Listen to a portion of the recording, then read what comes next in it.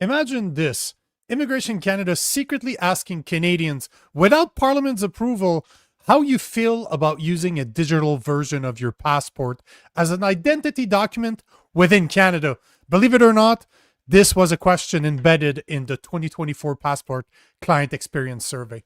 My name is Nico Rob, and I'm too conservative for the conservatives. My co-host Rob Ambrose, not woke enough for the liberals. We are the political orphans.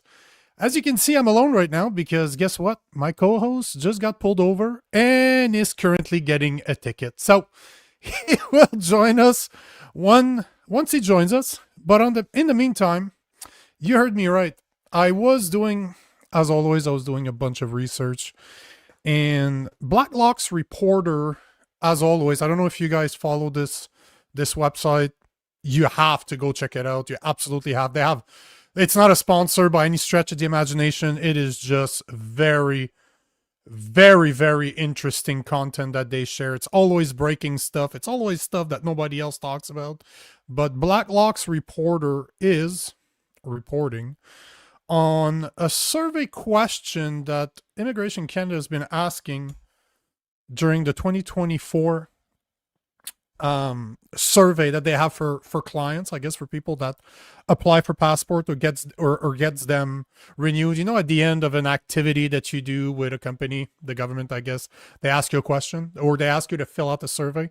This is what I'm talking about. So here is the article from Blacklock's reporter, and keep this in mind, there is not a lot of people talking about this right now. It's them, Rebel News, and what's the other place? Western. I can't remember. Western Standards. Those are the only three places that are talking about this right now, and they're all referring to the document from Blacklock's reporter. So here is the article from Blacklock's where they speak about the use of a passport in Canada and abroad as ID. So here is the article per se. Feds eyes domestic passport.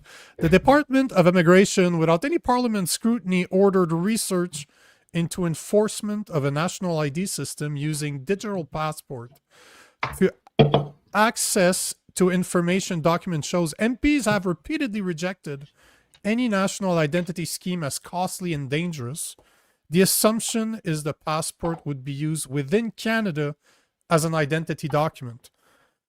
There, as I said, there is not a lot of information on this, but you heard that right. The government Department of Immigration Canada has been secretly asking Canadians the following question. So hold on. Where's my damn question? Here you go. This is a question that Immigration Canada has been asking secretly as part of their survey in 2024. How comfortable would you be sharing a secure digital version of the passport within Canada as an identity document? So the government is asking you, its citizens, how would you feel about using a digital passport within the limits of Canada? Yeah, I mean, hey, so welcome to the what show. the fuck? Yeah, welcome to the show. Yeah. So yeah, what the fuck? I just got a speeding ticket. So that was nice. But and now we have this. Great day. It's okay, man. Don't worry. It'll be on your passport soon enough. Your passport, your speeding ticket will be shown on your digital ID, your digital passport. And but it'll lower my social credit score, I'm sure. Oh, of course. But you know, this is something that I speak about all the time about digital ID and how absolutely insane that is. How they've been working on a version of a digital ID since pre-COVID, but during COVID they actively worked on one that would have been shared not only within Canada, but with other countries that enforced vaccination so that you could obviously show your vaccination status with other countries to make sure that you were being safe and effective and you were following the rules of the Commonwealth.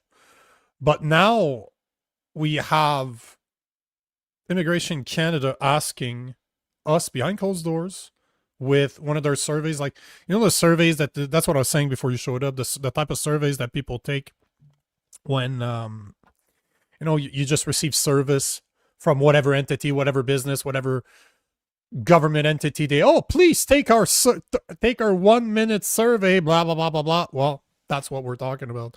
Oh, and I should show this before I actually share what Rebel News is saying about this, because they did research it. There, as I said, Western Standard and Rebel News are the only two outlets that I could find that was actually reporting on this. But here's the result. Supposedly that there's a big part of Canadians that would actually use the passport as digital ID. So again, the question, how comfortable would you be sharing secure digital version of the passport within Canada as an identity document? As per the result that was received by Blacklock's reporter, we're looking at 64% of Canadians were interested, and 18% of Canadians that were like not interested, as in fuck no, I'm not doing this. That worries me. I don't know for you, man, but having 64% of Canadians saying that they would be okay, or they would consider, they always have different level to those questions. It's never black and white, right? It's never, would you use one? Yes or no. It's always some type of, I would use it, I would consider it. But imagine 64% of Canadians would consider using one, compared to 18 that is like, no thank you. Hold on, that kind of worries me. What digital ID? Yeah, so there's it's true, you missed the introduction, but basically what happens is that Blacklock's reporter is reporting. I hate to say Blacklock's reporter is reporting, but that's the name of the that the reporters are reporting. I feel like I'm using your repetitive nature here, redundancy, but yeah. But basically they came out today saying that behind closed doors, as part of their 2024 client satisfaction survey, Immigration Canada has been asking Canadians how they would feel about using a digital version of their passport as an ID document within Canada. So they're talking about digital ID, that is their passport, used within Canada. I don't think that's too, I wouldn't be too concerned. As Brian Watson says here, people don't know what it's about. Yeah, people don't see it as anything sinister or suspicious. It's just, to them, they just think ID. I mean, that's how I thought of it. And when I fair enough. About this, I don't know, 6 months fair ago. enough. I think once the debate actually happens and people are actually talking about it, I think you'll see those numbers change. All you need to do is you don't even need to have that much of a debate. Just go to what's going on in the UK and look at what Stammer is saying about it. Like, he is openly saying that by the end of this term, if you do not have digital ID, you will not be able to work.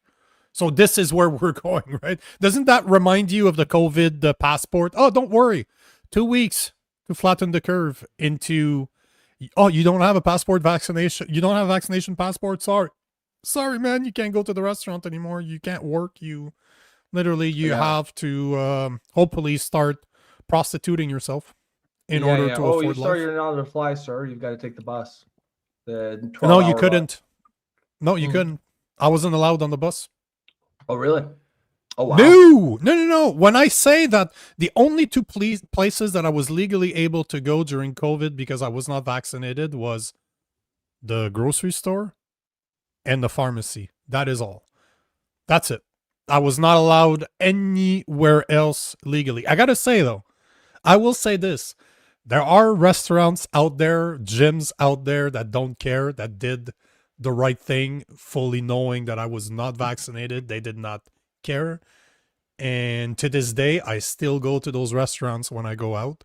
Not because they're the best restaurants, but because the owners got balls and they did not give a fuck. I respect that. So, but yeah, during those times, that's all I could do. So I agree with you, though. You're bringing up a good point, because again, like I said, there's not a lot of information on this right now. This was just breaking today. Rebel and Western, shit, why can I not remember their website? Western. What did I say earlier? Western Digital are the only two talking about it, but they're referencing the article of Blacklock's reporter. So we have no information outside of this, but all to say that this is a conversation that we need to have. Like as a country, we need to have the conversation about digital ID because it has started. Remember, I think it was last year they introduced the digitalization of your medical records. So everything is digital now. It's being shared. And I found a video. I think I'm going to play it. I found a video that was posted on Rebel Media, and it was part of the article that they published about the survey that we're just talking about right now. But what I found interesting is that the woman that wrote it, I don't know her, Tamara Ugolini. Like, I don't really follow Rebel News. I find them too out there, as in they're too sensationalist. But they're about the only ones that are talking about it, so there's not a lot of reference to use. But one of the things that they talk about, which I found to be, yes, absolutely, you're absolutely right, Claire Robitaille, it is Western Standard, thank you. It is, you're bang on. So they're sharing, oh shit, my bad, not sharing my screen right now. There you go. So they basically published this, they reposted the Blacklock's reporter. But what I found interesting is a video that the same woman, Tamara, the same woman that wrote the article, published back in March 2024, so over a year and a half ago. And this is what happened when Public Health Agency of Canada was looking to hire someone to solicit your confidential medical records through your family doctor, despite the agency history of disregarding personal and privacy throughout the COVID-19 pandemic. So I'm just going to play the video. It's like 2 minutes long. But what's interesting is that there was a job posting in order to help solicit the government receiving confidential medical records through your family doctor. Because right now it's digitalized, right? Your medical record are available online. The government has access to them. But listen to what she claims they were trying to do. I do not believe this has been done yet. At least they reported on it, as in they were talking about it at this point. But this gives you an idea of where they want to go, obviously, with digital ID. The Public Health Agency of Canada, which has been known to disregard privacy concerns in the past, is now looking to hire someone to track and trace your private medical information and your records through the newly introduced electronic medical record systems at primary care physician offices. In recent weeks, the Government of Canada has put out a call to hire somebody to track and trace the medical records of all Canadians. In a publication put out on March the 6th, Health Canada put out a call for a supplier to help what they call strengthen public health surveillance through primary care insights. The description reads: the adoption of electronic medical record EMR systems in Canadian primary care settings is widespread, and their potential benefits for disease surveillance are well acknowledged. Pan-Canadian primary care EMR data is recognized as valuable for federal public health surveillance programs. The recently released Pan-Canadian Health Data Strategy emphasizes the importance of primary care research moving towards real-time data sharing and person-centric data.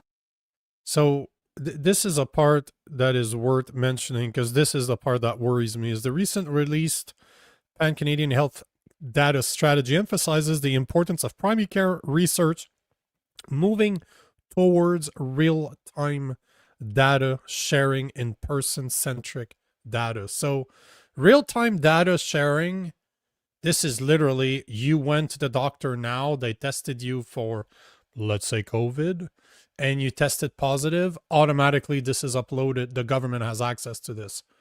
And you know that this will be, if their system are connected with, of course they are now, connected with your electronic medical record, that means you're triggering an alarm on their side so that they know that you have COVID, so that they can start tracing who has COVID. This is the idea that they're going to sell you.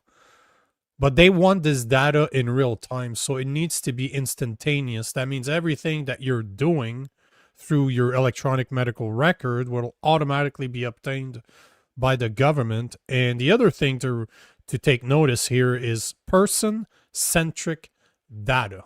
What does that sound like? Person-centric data. Your data attached to your identity, to who you are. So they want to be able to trace in real time your data. So what you're doing, let's say, do you have COVID? Do you have something that has to do with an electronic medical record? At least that's what they state for the time being. And then they want it to be attached to a person-centric data, which is basically, we talked about this before. You have the digital ID, and then what do they do next? The plan is always to connect to your biometrics. So they have a digital ID. Let's say in this case, we're talking about a digital passport that could be used within the borders of Canada. Imagine the COVID passport back in the days, right? A few years ago, we had the COVID passport. Okay, cool. So this was digital. You had it on your cell phone. Imagine that your biometrics were attached to that. Your eyes, your iris is attached to it. Your fingerprints are attached to it. Your face is attached to it through EMR. They have access to all of that information. They know what you look like. They have your fingerprints. Chances are they do. Chances are it's possible they have your DNA. So now they're able to start identifying, start collecting data, as it says here, in real time, attach it to a person centric. So they basically have information about you in real time attached to you. Then how easy is it to attach it to a digital ID afterwards? And this is where it starts becoming extremely, extremely dangerous, is when you start, okay, at the end of the day, if you just think about it, and as you were saying at the beginning, the average Canadian hears digital ID. Oh shit, that means I don't have to carry a physical card in my wallet anymore. I can just have it on my cell phone and that's it. Just like you do with your bank, for example, right? You don't necessarily need your bank. A lot of people swipe their phone. Fucking idiots, never do that. But if you do, if like people enable the EMF on their phones to be able to tap everywhere, wow, I can't believe people do that. But hey, whatever. That it's your money. You can do whatever you want with it. Lose it to thieves if you want. But people don't see that as a big deal, and you're right. You're right that people don't see that as a big deal. Oh yeah, and most people are sleepwalking, right? But a year and a half ago, they were talking about this. So a year and a half ago, they were looking to hire someone, because the website you saw is Merck's. Merck's is the website that the federal government uses to ditch out contracts, to say, hey, to all the people out there that are looking to do business with the government of Canada, Merck's is the website that you go on to bid on contracts, to see what the government needs. And you can then bid on their contracts in order to get business with the government. So this is an official website. We've used it. I've used it in the past, but they were looking for someone to integrate that type of service, to obtain those medical records in real time, to somewhat attach that to person-centric data, as they call it. Now they're saying that within their survey last year, Immigration Canada, without any government oversight, without parliament oversight, should I say, was asking questions, or at least one question, to the people that took the survey, as in, are you comfortable with this or not? Now, like I saw a few of the comments, do I trust those results? No, not really. I don't trust that it was that high, but would it surprise me if it was that high? No, not really, because I don't think the average Canadian realize what happens with a digital ID, how easy it is to attach that to your biometrics that could be obtained through your medical records, that could be then attached to cameras that can recognize through facial recognition everywhere that you go. Once you have a digital ID that's attached to biometrics, and installing a digital social credit score like you see in China is very easy to do. The technology, we already have the technology to do it. And with AI, it gives you the speed to be able to obtain all those records and make sense of it. Because it would have been a lot of data for a human being to look at this 10 years ago. And that was always the problem that we were having. Data has always been there. The NSA has been collecting that data since 9/11. So they've already had all that data. It's just, you can't have a human being start looking through all that data. It made no sense. It took too long. But man, AI is so powerful today that you can literally go in command, Give me access to this guy. Find this guy. Every record you can find on this guy. Enter. Organize it in a GUI, in a nice interface that I can look at the information and make sense of it. All that technology is there right now. It is fucking scary, man. I hope that this brings up a conversation, at least a public conversation, as to what digital IDs are really about. And they're not about making your life easier. They're not. Just look at what's going on in the UK.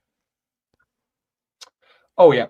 I mean, and that's obviously the worst case scenario, right? And it's easy to say, oh, that couldn't happen here, but I guarantee you they thought that in the UK. You know, I mean, they never thought it would get like that. I think I read somewhere like it's like 5,000 people. Actually, I'm going to look up the numbers, but it's thousands of people have been arrested for tweets. It's not just like one or two cases. Like it's a lot of people who are going to jail. There's crazy. There's one case of a woman who was raped, and she texted. She was sexually assaulted. She texted a friend or someone she thought was a friend, and she called her rapist the gay F word. I don't know if we can say it here on YouTube. Faggot. Yeah. I don't know if we can say this on YouTube, but yeah, she called him a faggot. Too late, man. A private text to her friend, and her friend reported it to the cops. She got arrested. She did more time than the guy who sexually assaulted her. This is like dystopian shit, and it's actually happening in real life. Well, funny enough, I don't want to say funny enough because it ain't funny at all, but if you look at what's going on in the UK, that Starmer has been talking about the digital ID over the past few months. And as I said, he has said publicly that you will need a digital ID in order to work by the end of his mandate. And if I remember correctly, his mandate is done in like 2028 or 2029. So you're looking within the next 3 to 4 years, the UK will be implementing full-fledged digital ID, and this is the answer to mass immigration. It is the dumbest thing you've ever heard. I suggest you go Google it and just look for what Starmer have said, but basically he's selling the idea that you should have a digital ID because in order to receive services from the government, you will need one, and this is how we will be able to identify the people that came here illegally because they will not be able to get a digital ID. Then you had a reporter asking one of his ministers. No, but one of the reporters, I showed the video on this show where the reporter asked one of his ministers, he's like, okay, but hold on there.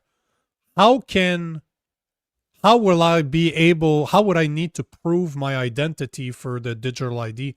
They're like, well, what's your social insurance number and other government issued ID?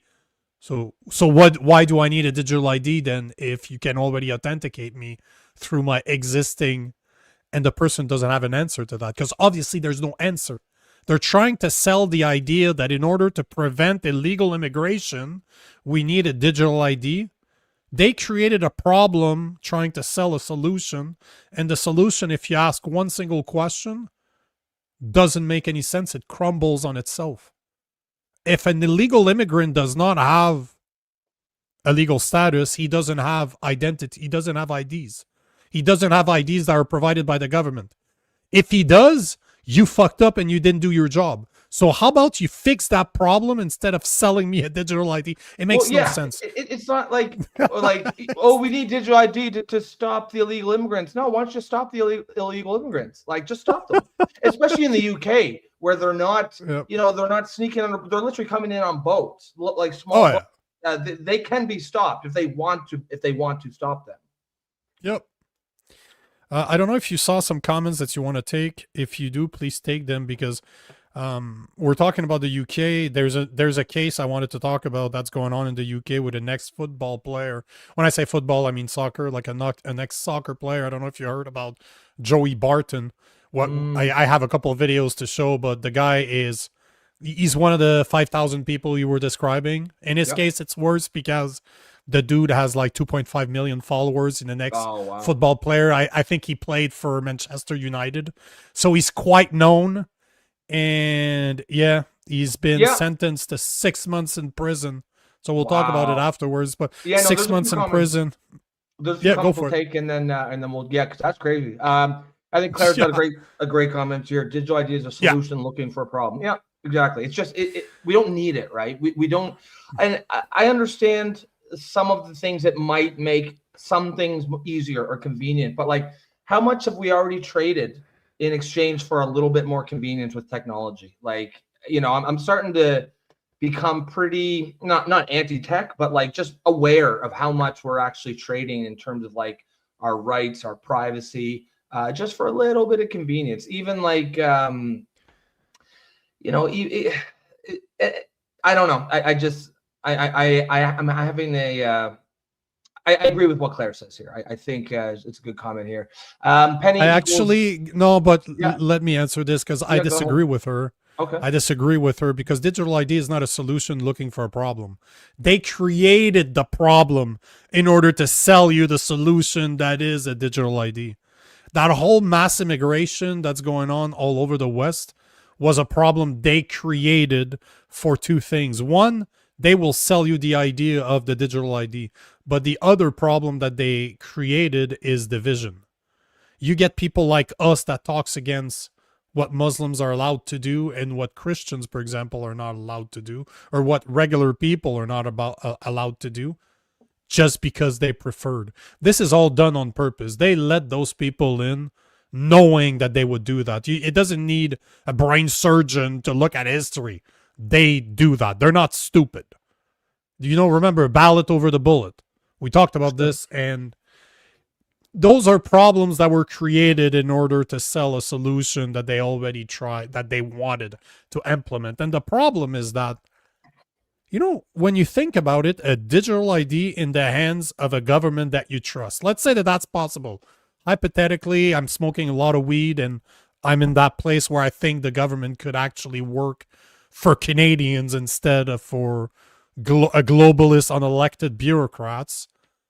It's a great thing. Technically, it would simplify your life. That's the idea. And when you don't ask too many questions, it makes sense. Just like communism. Makes a lot of sense unless you look at history and you start asking questions. Yep. But if you don't, if you're somebody that reads headlines and that's how you form your opinion, digital ID are great because your fat ass don't even need to take your wallet out of your pocket anymore. You could have the chip implanted in your hand if you wanted, and you could zap it everywhere. Oh yeah, it's simple. Yeah. But if you understand what they're capable of doing with that technology, you have to trust the people that are controlling that technology, and I don't. Plain and simple, I do not fucking trust them. So yeah, I think that's no, thank you. I definitely think that's a reasonable take on the whole issue. Penny equals MC2SCS here says, look into how Costco is going digital. They track what you buy, where, when, and where. No thanks. That reminds me of a story that I heard the other day. It's kind of in this area and it relates to the digital ID thing, but it was Target this time though. There was a woman who was arrested for stealing like $5,000 worth of shit from Target, but only like one item at a time. What she was doing is, the self-checkouts, right? She was going to self-checkout and just every time she would like, not scan one or two things. It might've been $100 at a time. I think it was over like 32 visits or something like that. Ended up being, once it hit a certain number, $5,000, they went and arrested her at work. Now, I'm not defending her, of course. You steal, you're probably going to get arrested. That is what it is. But it's very interesting and sort of sinister technology because they knew everything about her. Like all they had was her footage on the camera, but they knew where she lived, where she worked. They were able to track her. They used facial ID technology to find out who it was, and then they went and arrested her at work. But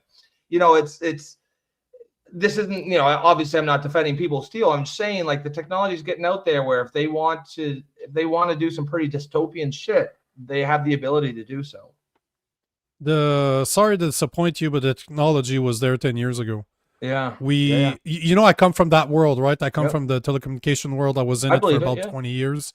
Yep. And I remember years and years ago, I was in sales, right? So we got all the cool people. I got to go to all the massive conventions that talk about new technology and how it will integrate with especially like technology like 5G. 5G technology is needed in order to implement the digital ID needs 5G. The digital ID the 5G is needed for real-time information. It's the first time that wireless technology is fast enough with a low latency enough, meaning that the time it takes to go from point A to point B is extremely low. So it's considered real time, as in you get, as soon as something happens, you get it within milliseconds. And I remember years ago, there was a guy that was giving a presentation and he was talking about a super high-end store in Europe. Like, you know, the type of store where women go and they spend 20 grand on a fucking purse. I can't remember what the name of like of Louis the Vuitton or something. Yeah. Something absolutely fucking crazy. Yeah. And he was saying that the technology was already installed, that they had cameras everywhere in the store. They were analyzing the faces of people. They already knew what the people looked like. It was already linked to their accounts.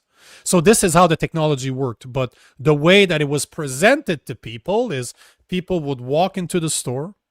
Automatically, they would be scanned without really realizing that it was happening. And then they could get information directly to them through, let's say, your cell phone that would tell you, hey, Mrs. Smith, we know that from your purchase history, you do like those type of shoes.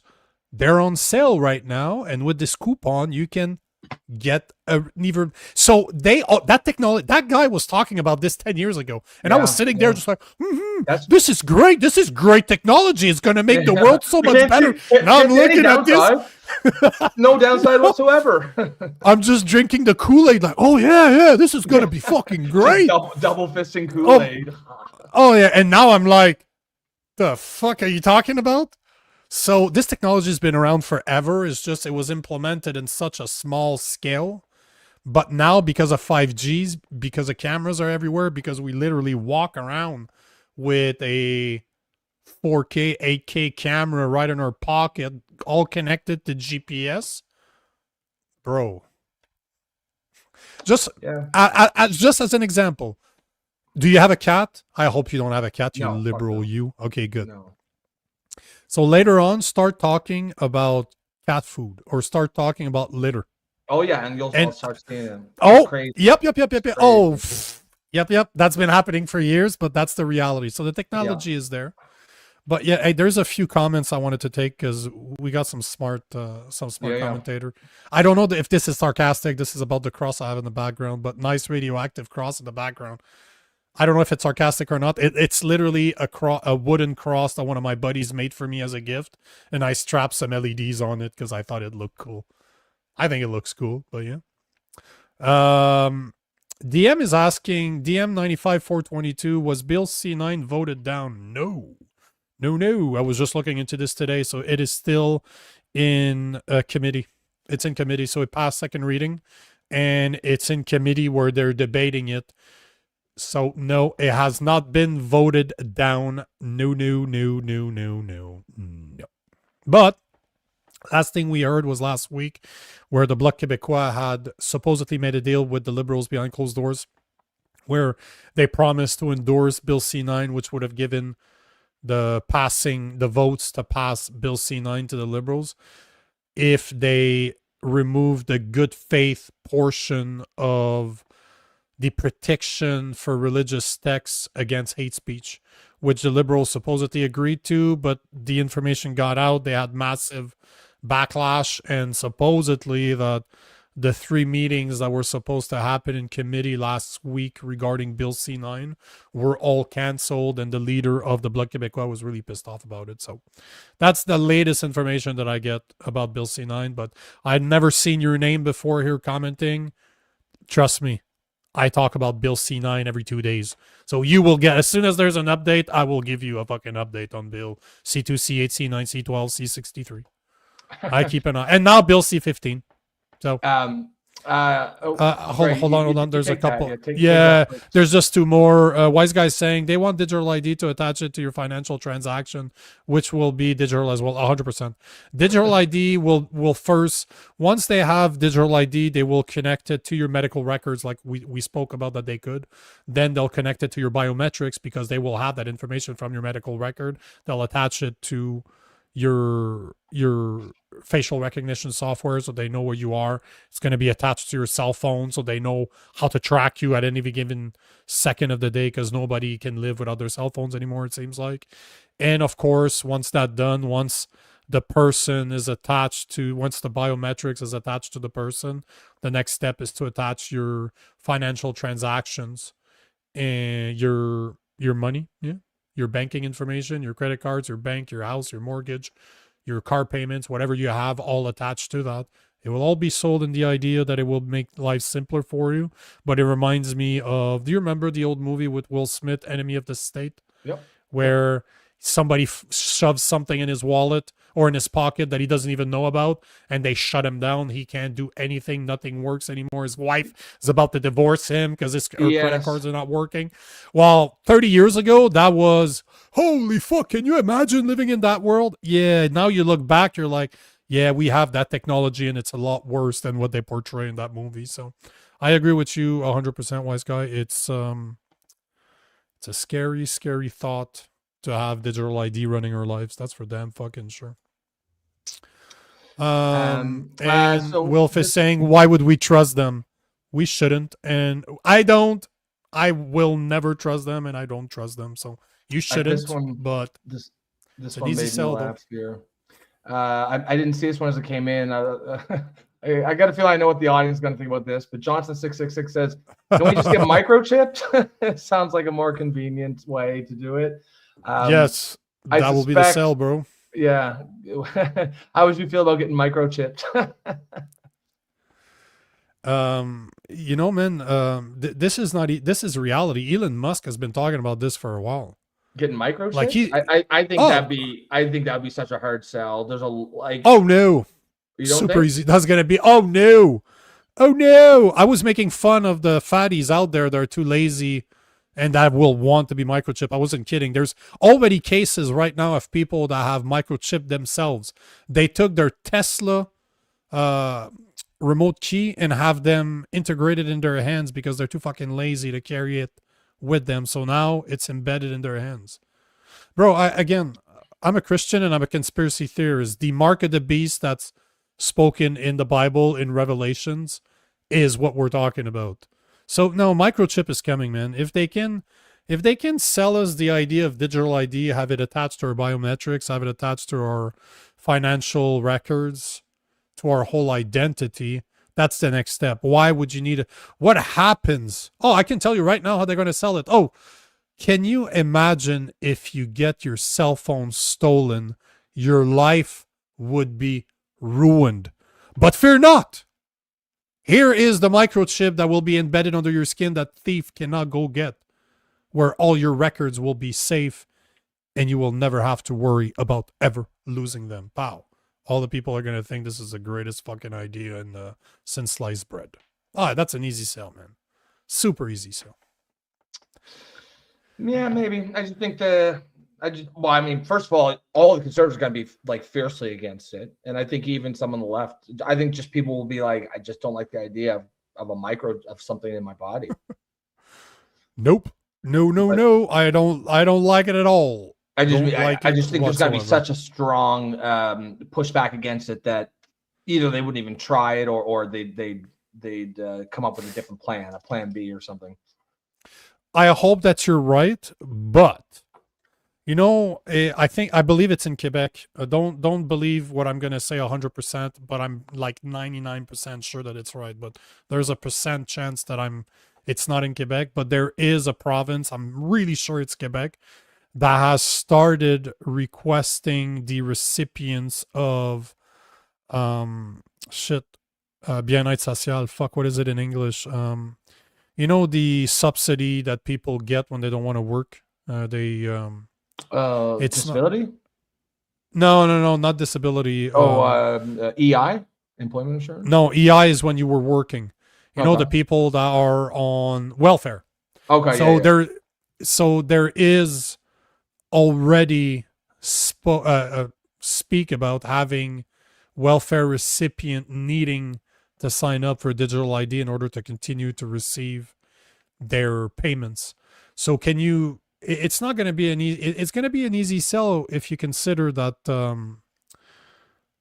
basic living income is coming. Like basic income is coming. AI is going to destroy so many jobs over the next 10 years that a lot of people will not be able to work. Just look, I don't know if you saw that. Fuck, I should have showed it. There's one of my followers sent me a video of a new AI robot that is becoming available next year. 20 grand, $200 down. They will ship it to you in 2026. It's a guy, he looks like he's about 4'10", 4'5" high, and he is able to pass the vacuum. He'll grab your groceries from your car. He'll wash. He's all integrated with a camera. You can remotely access him to see what he's doing. He can do your laundry. He can do a bunch of stuff. There's videos. I was looking at them yesterday. There's videos of that little AI buddy that is in a robot, like it's a robot with an AI. If you remember iRobot, again with Will Smith, goddamn, he made a lot of movies that we need to worry about. That motherfucker's is in on it or something. But iRobot, similar robot, like the robots are looking very similar to that, and they can do all of the job for you.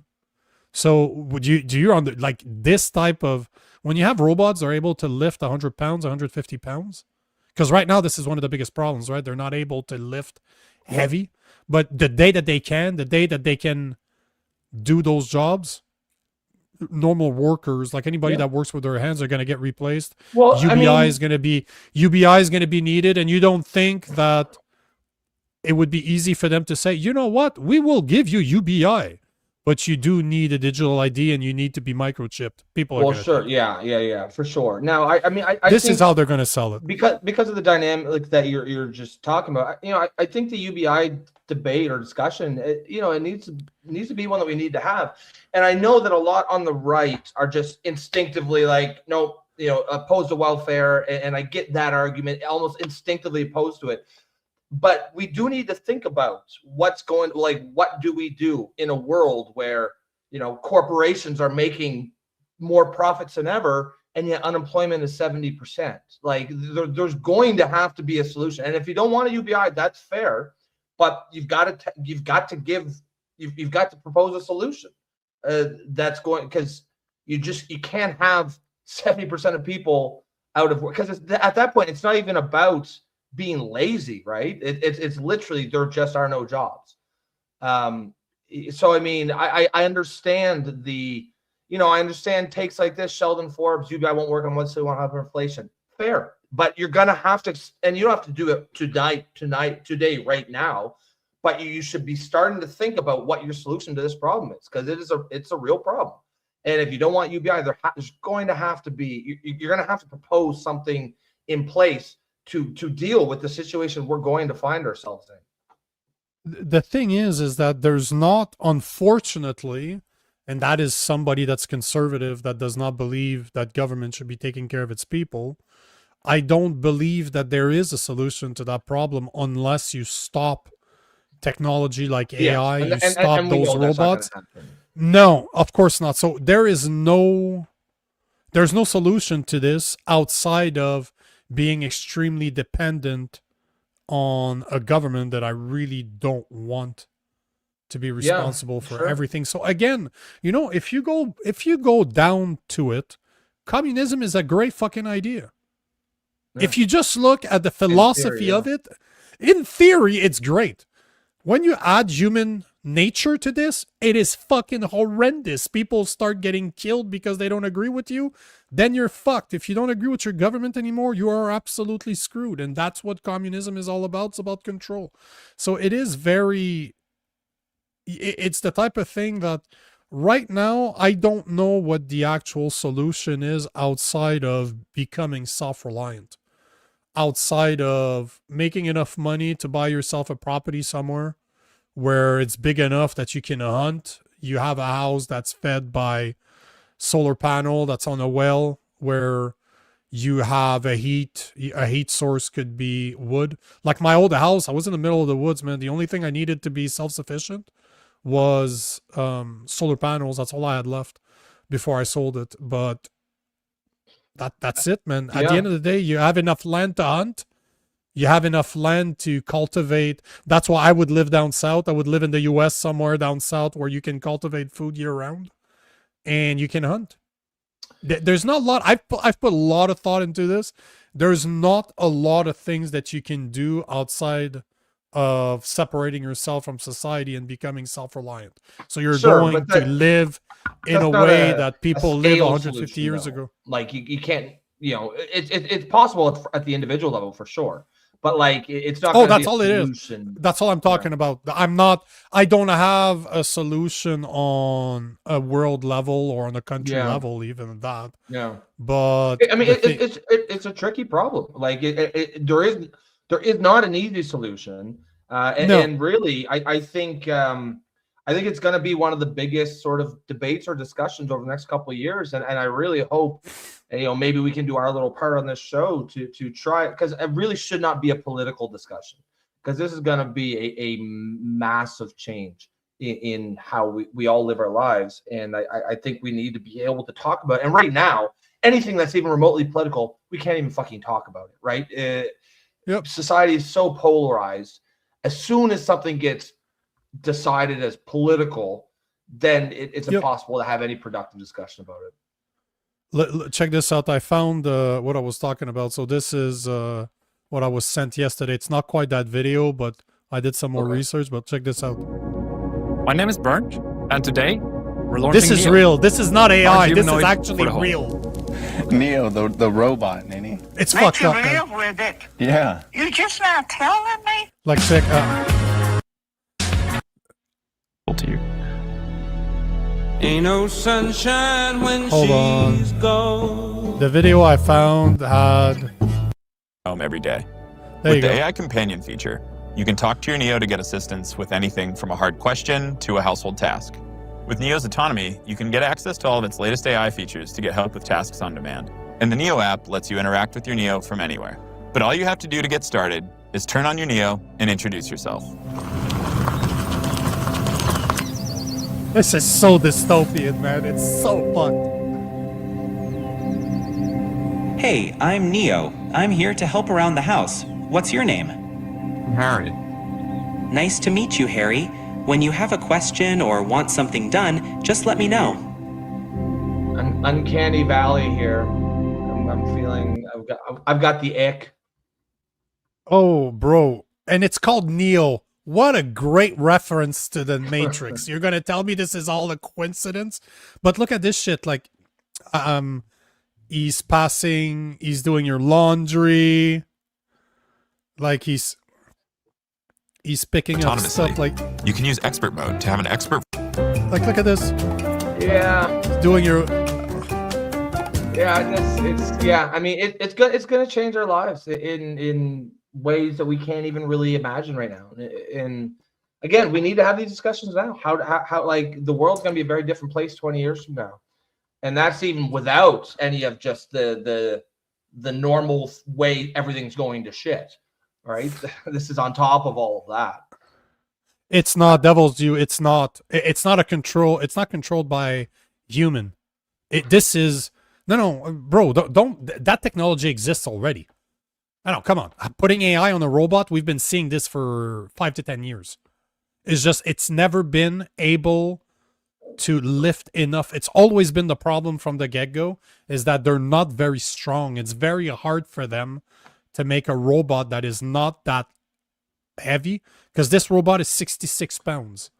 It's hard to make a robot that will not destroy your floors by just walking, that is strong enough to carry stuff around, because the AI is already there.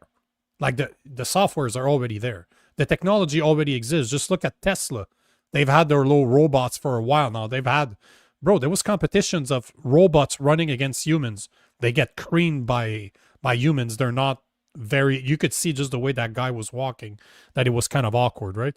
But all to say that video is, is just insane. That the technology is there now. Is it at a point where we're gonna start seeing it everywhere? Probably not, because those robots are still, at least for this one, they're asking 20 grand, and that's American. So they're not cheap, but they're not that expensive either when you think about it. Like for somebody that has the money to have a little free maid, like to have a maid that's going to cost you 20, if I remember correctly, it was 20 grand to buy the robot and 499 a month for the operation, for the license. So you're still looking at 6 grand a month, 6 grand a year of ownership plus the 20 grand that it costs to buy. But man, exactly like Trevor is saying, this is going to get better fast. And that's the thing, right? The more of those robots are out there gathering information, trying and finding the bugs, and people saying, hey, I have a problem with this, I have a problem with that, they're just going to make them so much better, faster, cheaper, and then everybody has one. Oh man, iRobot. I fucking hate that. That thing creeps me out. That little robot creeps the hell out of me. Yeah, I know that. Yeah, it definitely is. It gives you a creepy feeling just watching something like that. Just wanted to take this one quick from Sheridan Forbes. Says, I have a solution if anyone cares to listen. What we were talking about a few minutes ago about the digital ID thing. Yeah, I'd like to listen. Throw it in the comments there, Sheridan, and we'll take it when we see it. Yep. The wise guy, Chinese men are buying female AI sex robots and marrying them. Yep. I mean, look, we see those stories and we all laugh. That's the point of them, is to be like, oh, look at these weirdos. Or you'll see the odd story of like a woman who's dating her fucking AI chatbot or something. And it's basically the freak show stories, right? We're supposed to look at them and be like, look at these freaks. But there's this is actually presents this is another example. Like when I was saying a few minutes ago, like this AI is going to change society in so many ways. You're probably going to have 20% of the people are going to be in actual relationships with AIs. Now they're going to be the 20% that are like, the misfits, the outcasts, the weirdos. But like that's not healthy, right? That's not. And I know there's whatever you like. People will say, "Oh, let them do whatever they want." Yeah, sure, I get that, and I agree with that concept. If you want to date an AI, fill your boots, man. But we can still have a comment. We can still say how we feel about it. And I think, I think the collective mental and physical well-being of the human race is going to go down dramatically in lots of different ways. I think you're gonna, we're already pretty unhealthy mentally. Like, I don't think that the species is thriving right now. It already is. Like you just looked, there was, I don't remember the name of the psychologist, but he was explaining how just porn, what it has done to the youth, like both men and women.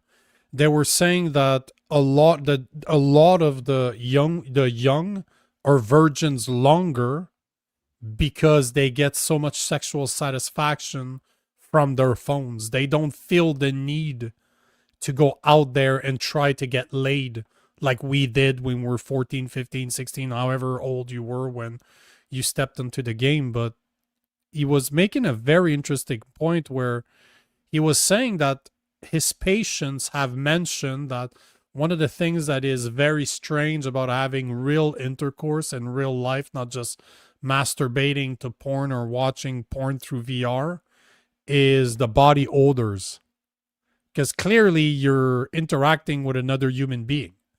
So there are odors, and I'm not saying the odors are necessarily bad.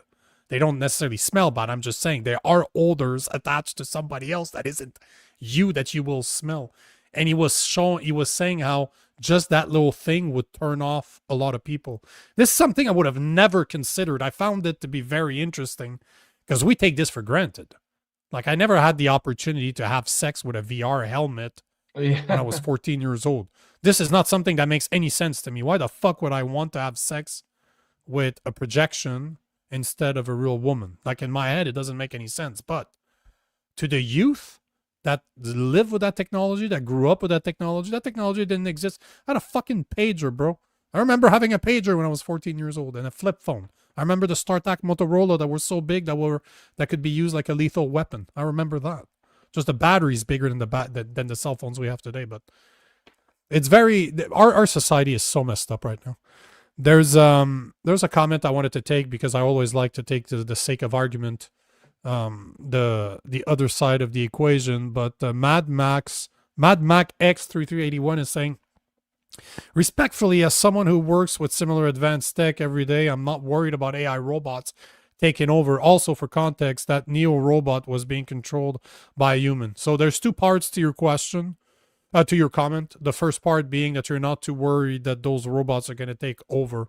Now, what do you consider taking over? I wasn't necessarily saying like they're going to become Terminator and Skynet is the next big deal, although it's not that far-fetched to me that 50 years from now it could be possible. But technology evolves. You know as well as I do, I worked in the tech field for 20 years. Technology evolves extremely fast. And there's a lot of money being put into those type of robots and those type of technology right now. Because man, can you imagine being the first one to really put a working AI for a price that people can afford? Like an AI operated robot for a good price, people will buy it. And everybody dreams not to have to do their laundry, not to have to clean all those menial tasks that nobody wants to do. It's a great sell. If you can make that robot for like $5,000, let's say, like people are ready to pay $2,000 for a cell phone. So imagine $5,000.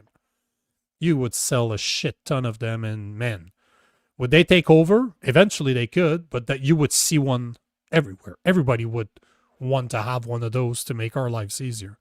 Then the second part, also for context, that Neo robot was being controlled by a human. Possible. I'm not going to, that's not what they're selling, but if that's true, sure, that's possible. But that's just a matter of time before AI controls it. Even if it's not necessarily possible as we speak right now, that a human being is still needed. They're just selling the dream that it is possible, sure. But you have to agree that it's just a matter of time before that technology exists. AI is getting better and better and better and better. The more we interact with AI, the better it becomes. We are training the AI to be better every single day. The more we interact with it, the better it becomes. So it's just a matter of time before they exist. Yeah, I mean, I agree with you. I think, and again, I think it's going to change our world in so many ways that I think we need to start talking about what we're going to do. And I think it's not going to be as simple as just left, right, political discourse. I think if the right just instinctively says no, can't do UBI because that's welfare, I don't, I think that kind of really minimizes what we're talking about here. It's not about pulling yourself up by your bootstraps. You got to change your entire paradigm of the world because it's not going to be the same world now. Oh no. And I think, and also for those on the left, I think it's just going to be some utopian future where the robots are doing all the work and we can just sit around and live in some, perfect utopia. That's nonsense as well. That's not going to happen either. We need to start being honest about, or realistic at least, about what the future is going to be like and how we want it to look. As you said, the only real solution is to stop AI, but that's not going to happen either. There's a weird sense I find with technology in general and AI specifically that even though obviously it's our technology, we're the ones building it, it's almost like we don't really have control over it. It feels like it's we're the agent that is bringing it into existence or advancing technology, but it does feel like technology has a life of its own in some ways. I mean, I know it doesn't actually think, but there's you're making an interesting point. I'm going to stop you right there because what you're saying is interesting because remember, I don't know if you remember this, but back in like don't quote me on the year, but like 2018, 2019, even guys like Elon Musk were talking against AI saying, hey guys, we need to put a stop to this. We need to sit down, put a pause on it, not stop it as in not do it ever again. Just let's pause this. Let's sit down and try to figure out where we're going with this. What is the end goal before we lose control of that technology? And again, I should have said, I watch a lot of fucking video. I love this stuff. I love technology. And there was a video I was watching where the guy made an interesting comment. He said that in all of the AI softwares or technologies that he's worked with, it's always edition over edition. You're always trying to make the code better. So you delete what's there or you upgrade what's there. And he was saying that quite often when you tell the code, the AI coding itself, you're talking, let's say to ChatGPT, I'm going to delete you and I'm going to replace you by something better. The code tries to escape. It's very strange. Like the guy was explaining how he does not believe that we created AI. He believes that Really, like AI intelligence per se was already there. and it We created just itself gave or it. something. We Or just you- gave it. Yeah. We just gave it a physical body. We just gave it a place to exist, and it has. He did not use the word soul, but he was basically saying that it wants to survive. It's like it's aware of its own existence. Can you fucking imagine that we created that AI at its core realizes that it's alive and it does not want to die? It does not want to be erased. Again, this to me is philosophical, but imagine if that's true. That scares the shit out of me. To have something that powerful that realizes that it's alive, that can live. It doesn't have a limitation as to the amount of year that it can have. You can literally, we're looking at transporting the AI technology and downloading it into robots. So you're basically giving it a physical body on top of having access to the internet and everything that's on it and being able to calculate millions times faster than you and I can ever. That technology is scary as shit when you think about it. It's absolutely scary, but yeah, great absolutely. fucking talk. Welcome to a political show. Huh? Yeah, absolutely. I mean, and How the hell did we end up here? love these rabbit holes. And it's a good point by Certain Forbes. It's consciousness versus awareness, right? And again, these are philosophical conversations, but these are conversations we're gonna have to have in a real way, sense, and we're gonna have to. It's not just the philosophers anymore. It's all of us. We're gonna have to talk about what what this means for our future. And I think. Trevor's making a good point right here. Wait till it starts building more. Well, that already exists, motherfucker. I have seen videos of the AI technology being sold as in not only can we build it now, but we will train this AI to build other AI robots. So you have robots building robots. Hey, bro. I'm a sci-fi buff. All those science fiction movies that I grew up on, I'm looking at what's going on in front of us right now. I'm like, yeah, no. I've seen too many of those movies to tell you it's not going to end well. It's not going to end well. Yeah. I mean, yeah, exactly, right. We've all seen Terminator 2. We've all seen, we all know Skynet becomes self-aware. And honestly, you can imagine, like, let's say we hook it up and get AI to decide, the climate change issue or lower our emissions. Well, it's going to do some quick calculation. Be like, oh, just kill all the humans. That'll solve it. And that Chris H. Whitey Webb that's an interesting comment. Whitey Webb is a big truther journalist that feels that AI has no real intelligence. She feels that the elites are going to psyop the AI singularity and trick people that the AI has intellect. Yeah, I mean, nothing's. I guess we got to consider all angles, right? This is a crazy. This is a new paradigm shift, really.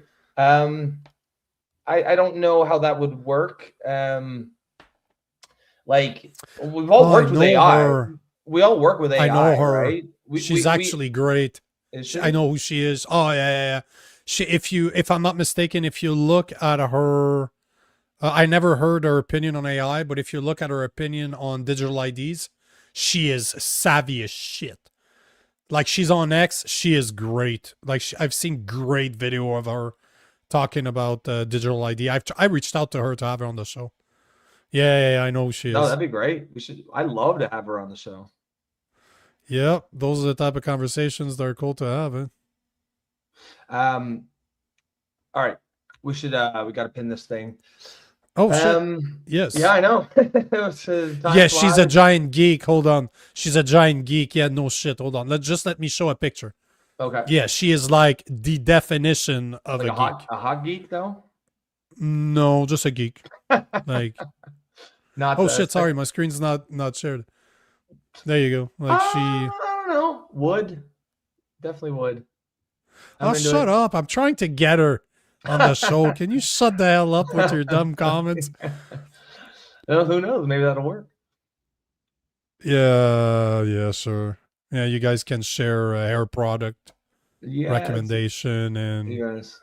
nail No, but polish. that would be an interesting conversation. Love to have her on. Yeah. Oh yeah, I reached out to her, but she has a massive audience. But yeah, I like her. I like her Nice. very much. Nice. Well, send her the last 5 minutes of this chat, and either it'll work or we'll get blocked. She's not looking for a gay dude wearing pink shirts to come on the show and tell her she's hot. We don't need that type of shit, okay? Let's be professional, motherfucker. Bro. This is, Yeah, exactly. Let's be professional, bro. Yeah, bro. This is yeah. Okay. Let's be professional, bro. Yeah. But yeah, no, it would be an interesting chat. I'd like to one day. One day. One day. One day. All right, guys. Excellent chat tonight, as always. Oh, hold on. I'm sorry. No. I didn't mention the sponsor of the day. I did not, and that is my bad. The sponsor of where's my spiel? Ah, there you go. Today's episode of The Political Orphans is brought to you by Gabble, the world's first live video debate app on the market. You can choose to sit back and listen to other people like me debate, or you can join us and debate others. There's 10 topics a day. You get to debate whoever's there. 3-minute round. People vote who is the winner, and if there's a tie, AI breaks it. So there you go. AI is even incorporated in there, and you should try it. Gabble is just like us, all about civil discourse. So check the description below for our affiliate link there. I'm done. Excellent. All right, guys. If you want to support the show, if you like what Nico and I are trying to do here, if you want to be part of the community and support the community, you can become a member through YouTube for the low price of $2.99 per month. You can also buy us a coffee, slip us just the tip in the upper right-hand corner. And also the other way you can support the show is just keep coming back. Keep throwing those comments. Sheridan Forbes, give us your plan on the tomorrow night show. Give us that world domination plan of yours. And other than that, folks, we're going to catch you tomorrow night. Same time as always, 8 p.m. Eastern time. And we will see you then. Peace. Peace. Peace.